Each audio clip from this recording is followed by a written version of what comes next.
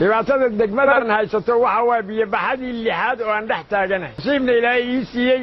inaana ka tegin kana dhiman ee aan dhex joogo ummadda biyahan sidoodaba waxa ka faa'iidaysto dad yar oo dan doora leh ayaa ka faa'iidaysta magaaladan waa laga xiri karaa hadda biyahan baxaya haddaan wax idinkaga sheego ummadda Soomaaliyeed oo muuqaalkayga iyo magacayga taqaano aan wax yar u faahfaahiyo waxa weeye hadda maanta haddeedii kale ayaa roob biyahan midda labaad dabayl lama socoto oo overwind ma aha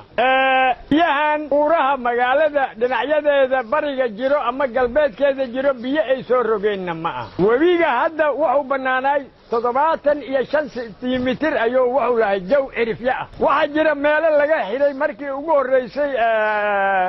biyo baxadii abriil baxsatay 98 kadib meelo laga xiray ay magaalada biyaheeda ka fataayeen dadana gaara leh ayaa biyahaas magaalada ku furay ma garanayo danta ay ka leeyihiin afarta xaafadood afar buusishina laga xiray oo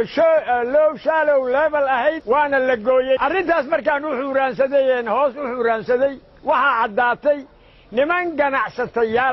niman ganacsato ah oo deeqaha ummadaas la siiyo ka faa'iideysato inay biyahaas ciyaal u direen masaakiin waxa laga jaray meesha la yiraahdo Buulaxabley waa laga jaray Buulaxabley ma inay xawataaka waa laga jaray agaraar iyo beertaliya bundaweyn waa laga jaray kabxanka abagada waa laga jaray